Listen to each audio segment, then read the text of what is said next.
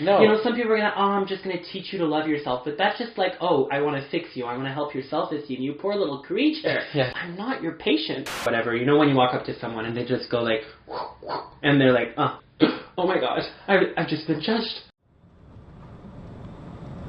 So basically what this is going to be is basically just an opportunity, you know, to face things, to have discussions, to face things that I'm not necessarily comfortable, maybe even insecure about.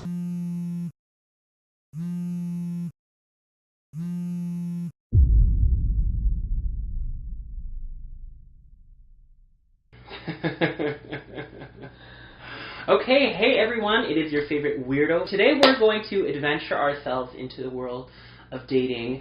I talked the other day about wanting to get more into the whole dating, talking about dating, and it's also an opportunity to be able to discuss our insecurities, reasons we've been rejected, and today I am joined by Patrick, who is, well actually, how about you introduce yourself because you're really good at that. Right.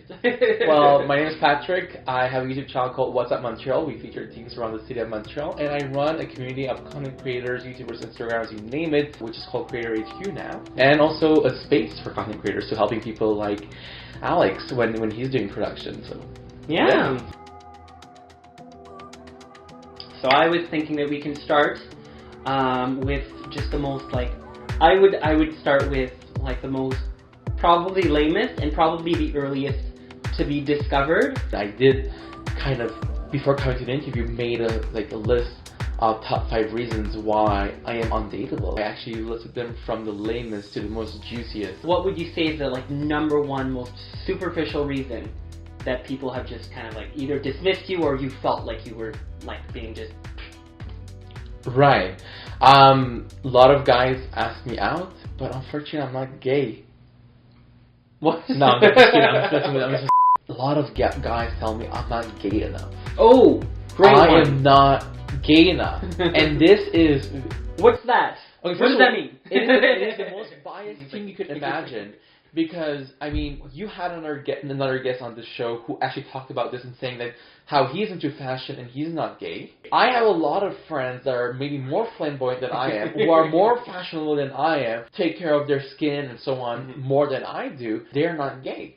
Right. And we have this misconception of saying, here's what a gay looks like, and here's what a non-gay looks like. Similar to, here's things for girls, and here's things for guys. And I think we do that with a lot of things. Like, this is what a healthy person looks like. Yeah. This is what an unhealthy person looks like.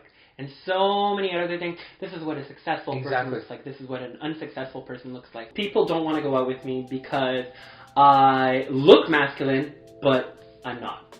So people look at me and they're like, wow, he's tall, he has a beard, he's bigger, I guess, and then they meet me and they're like, oh, he's too femme. Yeah, he's too femme. Yeah. Or guys who do like femme guys are like, oh, he's too he looks too masculine, he's taller than me, I hate that. Right. He's bigger than me, I hate that. You know when you walk up to someone and they just go like, and they're like, you just feel like, oh my gosh, I've just been judged. The way I felt that was more when I'm with a group of people, not a group of people myself, but like let's say I go to a club or a bar or just anywhere that's public, and you have people standing together, like they're all like in some sort of clique. Right. I just feel like I don't belong in that clique because maybe of the way I look. I just feel I wouldn't fit in, or they wouldn't talk to me or stuff like that.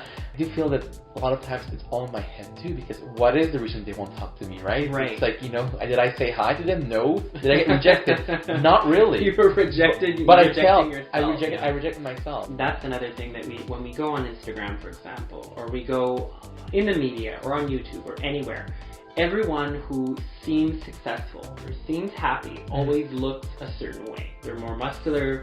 They have like, you know, they don't have any wrinkles. They have, you know, I don't have to say it. We see it everywhere. We know. So I feel like we have this tendency to just assume that that's all people want. I think it's just something that we do as human beings. We have a tendency to judge. And we don't... Judging is like a reflex of something we do when we have only a few seconds. We say hello to someone, we don't really have time to get to know them. We're going to judge them on whatever, their hair, their nose, or whatever thing that we're insecure about ourselves that we see on other people. If someone's going to judge you about a certain part of their body, chances are that they have a pretty big insecurity on that part of their body. I do the same thing. I have an insecurity on my hair, so I judge everyone on their hairline. Well, talking about this, I have a lot of body hair. Okay. And people who are hairy for me are not attractive. Okay. Because I feel like I want to get rid of my hair. That's funny, actually, because I have been rejected for those two reasons, actually. I've been rejected because I'm too hairy. So I've been rejected because I'm too hairy. But then on the other thing, I've also been rejected because I'm not hairy enough. I don't know if you've ever seen, but I shave. I shave and I wax. They're like, call me back when your hair's grown out or whatever. They will ask me, why am I shaving? They wish I would keep my hair, and I'm like, really? Because that is not I'm not interested in that. You can like body hair, you can not like body hair. It's your thing. Right. But I just don't see myself as a hairy person, so I try to make my image look. Yeah. It's like when someone is into you for something that you don't like about yourself. Yeah. It's not a turn on. No. Some people are gonna, I'm just gonna teach you to love yourself, but that's just like, I want to fix you. I want to help your self-esteem. You poor little creature. Yeah. I'm not your patient. It doesn't feel like I should be hairy. It doesn't feel like who I am. Oh my god, I almost choke on my teeth. Okay, this one I still have control over. Okay, let me just be fair for this. What's it? I'm a workaholic, but I love dating. Okay. Okay.